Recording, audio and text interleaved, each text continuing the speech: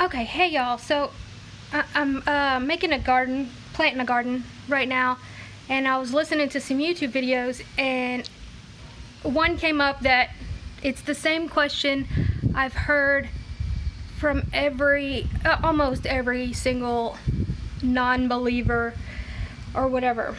And that question is, why didn't God intervene? If God is real, why didn't he intervene on the Holocaust? That would be a good question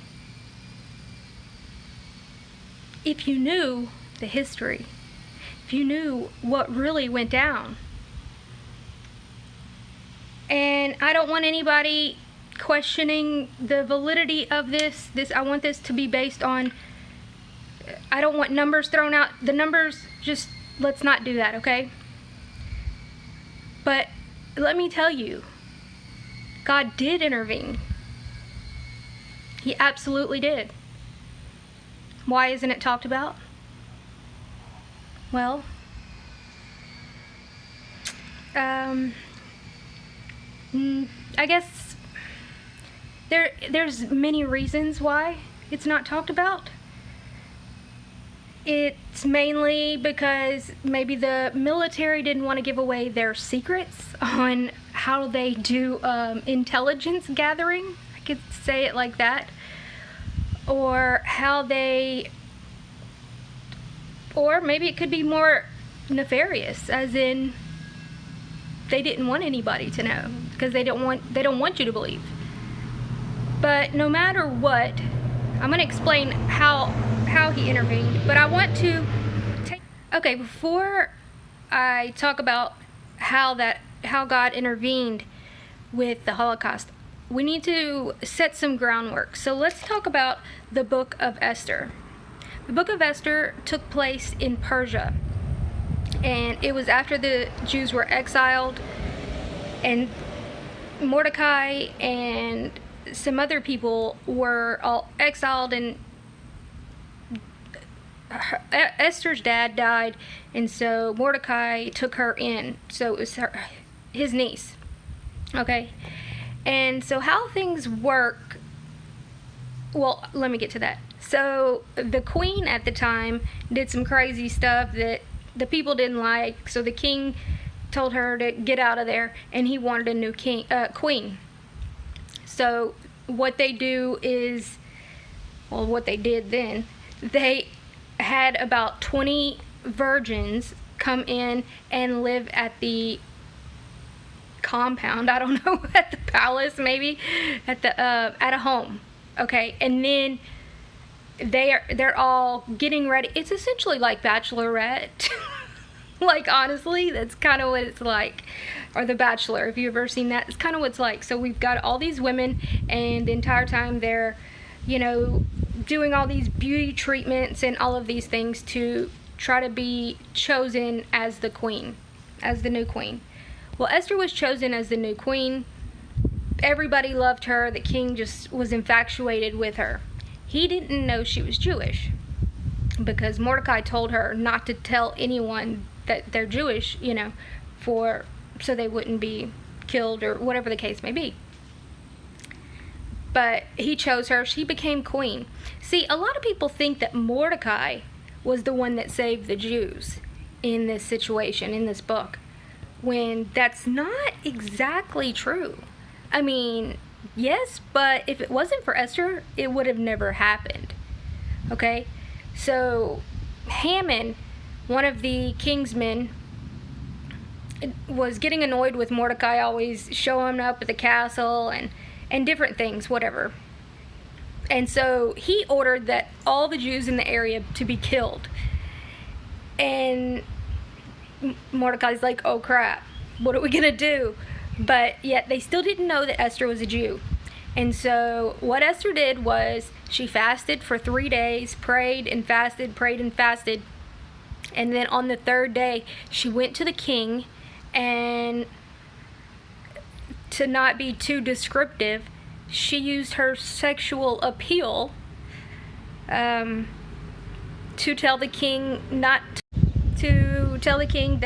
hey, by by the way, I'm a Jew, and your guys are trying to kill all the Jews, so that means they're gonna have to kill me. And the king's like, what? You know, like, we can't, wait, I can't lose you. And those are your family? You see what I'm saying? Like, she went in there. I mean, I'm not saying like it was like prostitution. I'm saying she went in there and used her female appeal and was like, hey, king, whatever she called him, I don't know. And she's like, here's the thing. They're going to kill all my family. And, you know, if they do that, they're going to have to kill me too. Or, you know, I don't know the exact words she used, but they didn't say the exact words. But they just, how they framed it, this is what occurred. And he's like, he's so infatuated with her because, first of all, she's young. She's the new queen that the entire country, you know, they love her. And he doesn't want to lose her, and he doesn't want to make her unhappy. I mean, he was buying her everything she wanted. He was just like showering her with everything. He loved her in probably very carnal sense. I don't know if he liked her. But that's what she did. See, because they found out. It was essentially military intelligence. Mordecai found out some information, gave it to Esther, and Esther's thinking, well, how can I stop this?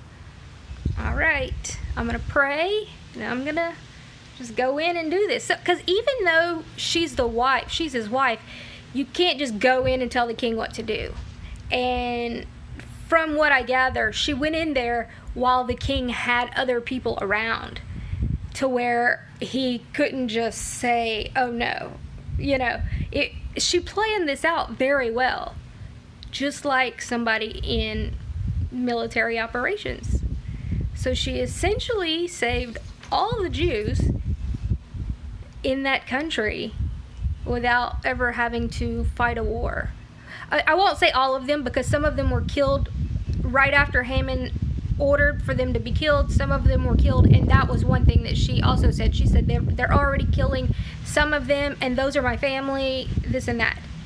So now that I've laid that groundwork, people would say that, well, God intervened, because maybe now that I said it like that, you might say, oh, well, it wasn't God.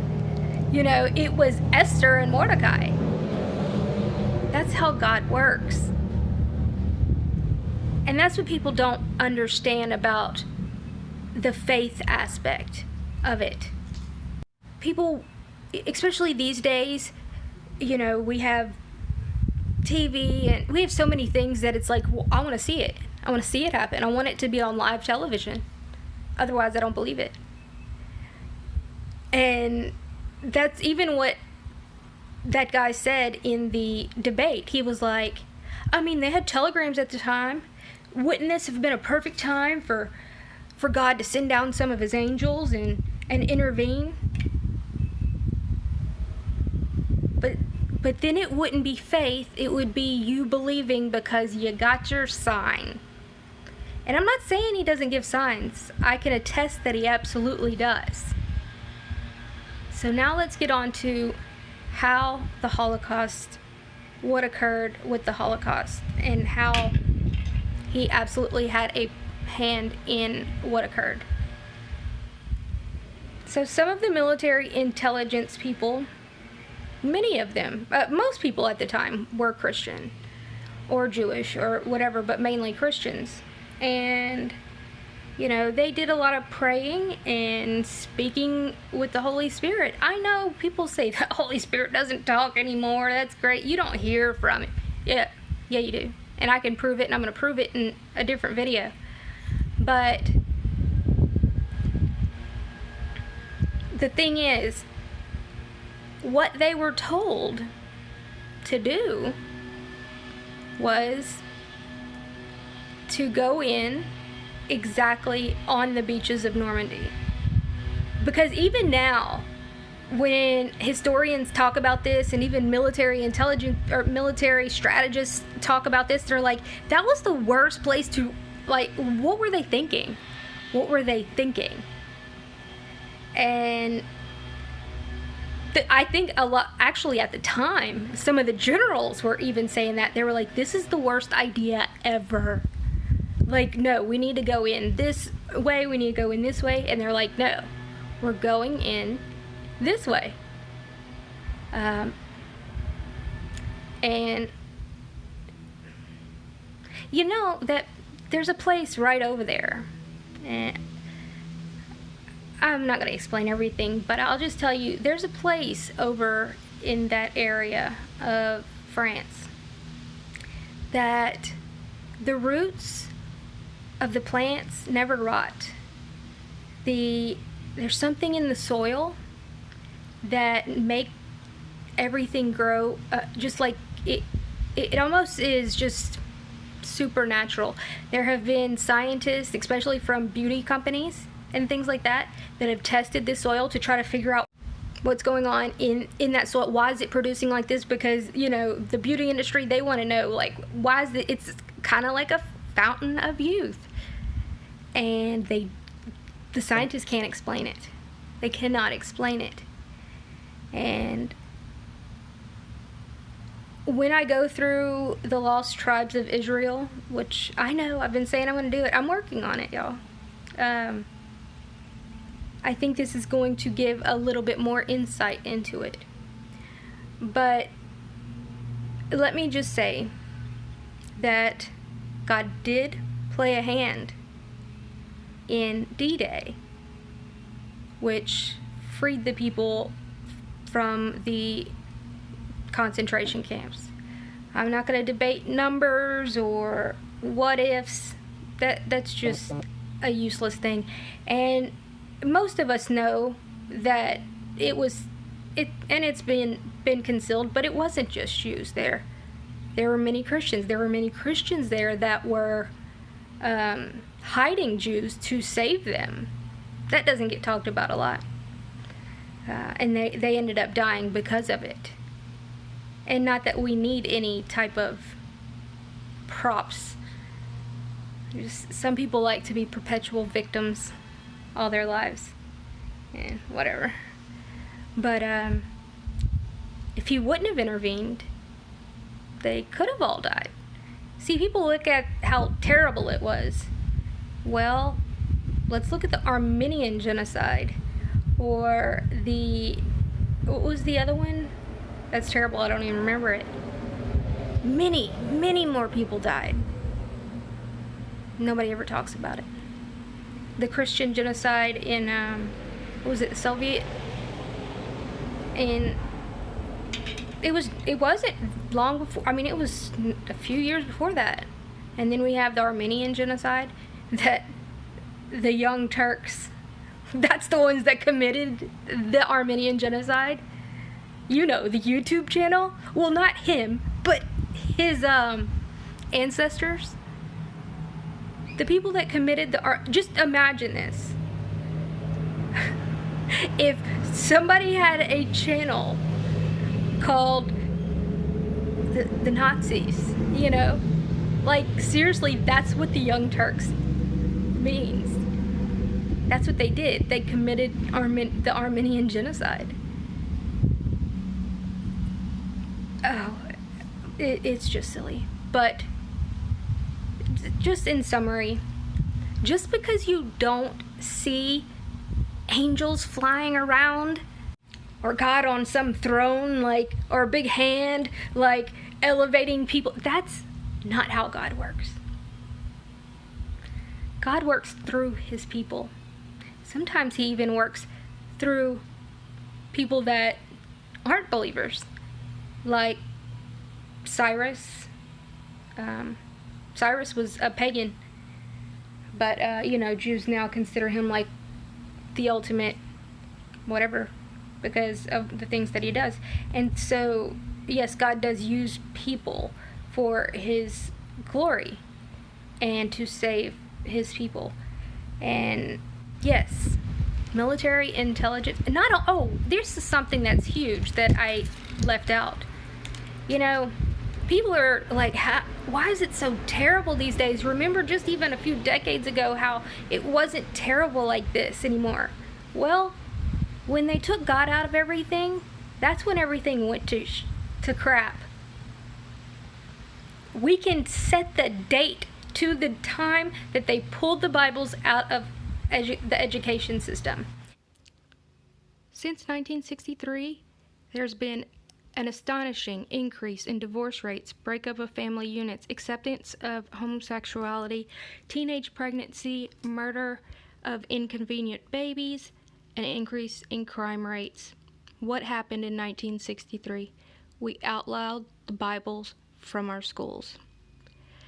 We've had a population increase of 41%, gross domestic products 300%, social spending increase 500%. Yet we've had 500% increase in violent crime, 400% increase of abortion, 400% increase of divorce rate, 300% increase in single-parent homes, 200% increase in teenage suicides, and a 75% drop in SAT scores. It's pretty obvious.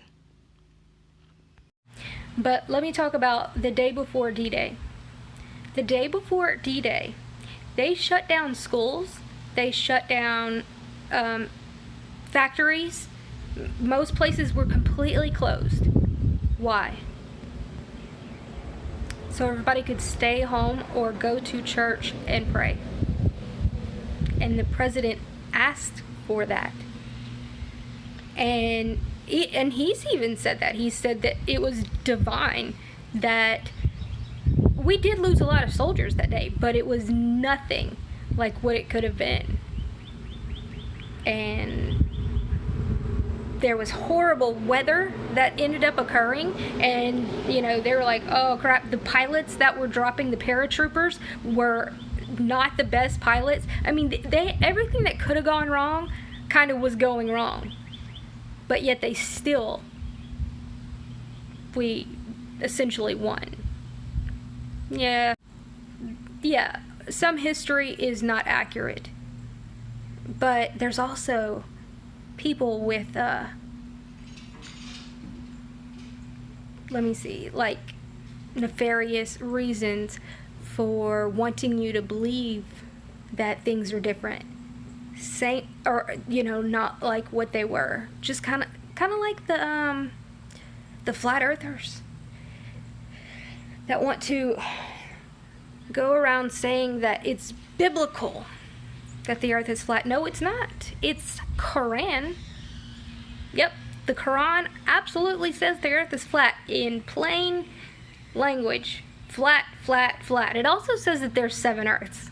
It also says that we're sitting on the back of a turtle shell or a whale or something along those lines. So if you want to be a flat earther, that's cool. Stop saying it's biblical, because it's not. Say that it's the Quran and that you believe the Quran over the Bible. Because when you take the words, which mean certain things, like the cardinal directions, the 4 corners of the earth, when they sit upon this, whatever, all those words, take it back to the Greek, take it back to the Hebrew, and explain it from there. I've already done it in a video, and I'm just tired of doing it because it's so silly. And if you want to be a flat earther, cool, be a flat earther, but stop saying that it's in the Bible, because it's embarrassing. And it's false. Factually false.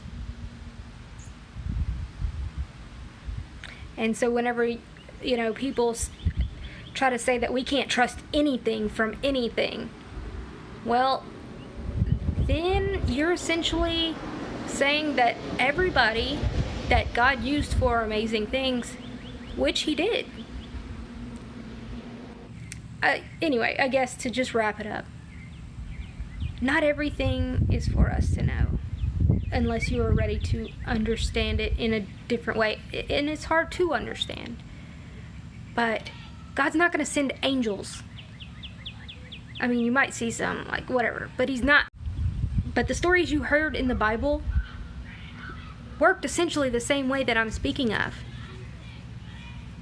Natural events and people, God's people, were used to intervene. It wasn't that, oh, you know, they had some angels with chariots like carrying them around. You know, it wasn't that obvious. There's a reason for that, and that's so you can keep your faith. Because those who will believe but not see, that's the whole thing. You know, I know I show a lot of amazing evidence for certain aspects of the Bible and creation and all of these things. But none of that stuff matters to me. If we had never found it, it wouldn't change anything for me. Because I know. I would say in my heart, but that's kind of you understand. I know. And I've heard from God through the Holy Spirit, of course. Not only that, just some very unexplainable things have happened in my life that without divine intervention wouldn't explain it at all. So anyway, we can put that to rest, although that won't be a good enough explanation for the atheists. Nothing's good enough for them because they want there not to be a God. There's a difference. There's a difference between not believing and just not wanting one. There's a guy named, I think, Cosmic Skeptic, is it? I forget what. One of these channels, these atheist channels. And he supposedly had a very good relationship with God. And he said, you know, all these things, whatever. And then all of a sudden he just said, nah, I'm good. Oddly enough, it was right after he went to college. Oh, there's no planning there, right? Yeah. Anyway, you have a wonderful day. Like, share, and subscribe.